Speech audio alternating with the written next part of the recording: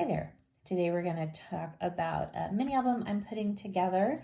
I was going through my stash and found this paper. This is Simple Stories Vintage Bliss. I have no idea how old it is, but I'm guessing a couple years. I have several pages of paper.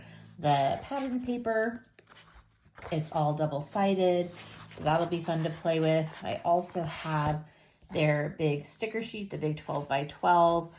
This is fully intact, so I have a lot to kind of play with here. In addition, I went through my solids and I found some coordinating colors just to kind of give myself some options here in terms of what I want to do. So we've got these colors that pretty closely coordinate.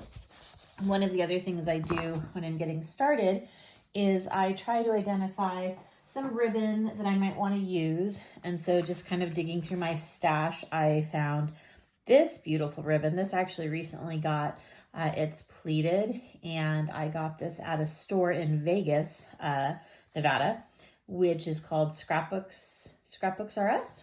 And it's the only local store in Vegas, and I had gone for a little trip, Googled scrapbook stores, and it came up. Some pretty little kind of blue, a little pink ribbon. This one will be kind of fun. Thinking I might use this one for a closure for the front cover. So we've got that. This one is a Stampin' Up!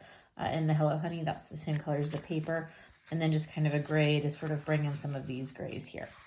I'd actually started putting together the book this morning, and at the last minute changed my paper idea. So we're kind of going a little bit different than we'd originally planned. But this is going to be our paper. I have already made the base book. I went ahead and did a hidden hinge. I did it in black. That's what I had already decided to do before I changed paper.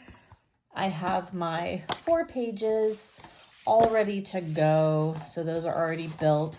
There's a ton of tutorials on YouTube out there for how to create these hidden hinge pages and albums. Rosa Kelly has a great one. It's where I learned, so you're welcome to take a look. And then for some basic measurements, I'll leave that there for a minute. So the book will measure 6 by 8 is the actual outside. The spine is 2 3/4. The pages will be 7 3/4 by 5 3/4, and then the binding, which would be this part right here, that's going to be 7.5 by 5.5. In terms of making the pages, I did, the first side of the page was 7 3/4 by 5 3/4, which matches. And then I made this one the full inch bigger so that I could score just one side. So when I scored and then glued them together. So those are the measurements for the book. The other thing I sort of plotted out is kind of what I wanted to do.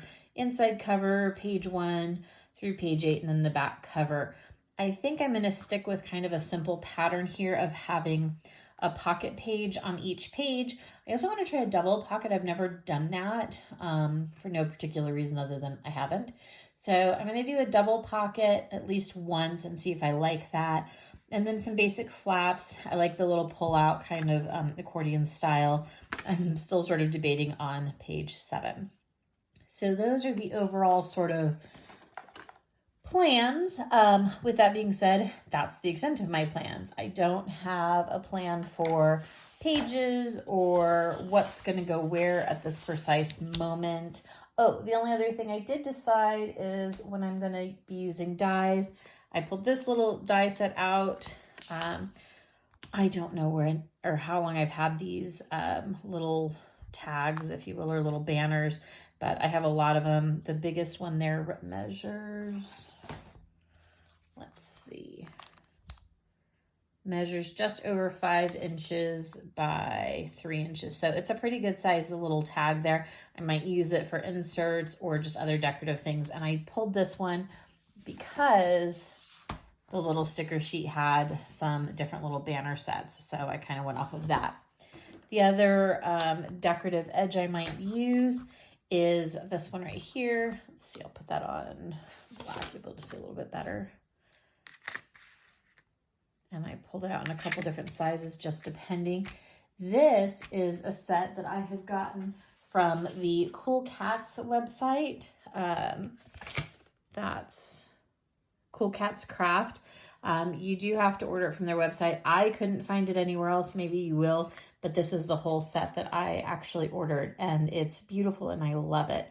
So I'm super excited. There's more in here than just this, but these are the two I pulled out for the size of the album based on my needs.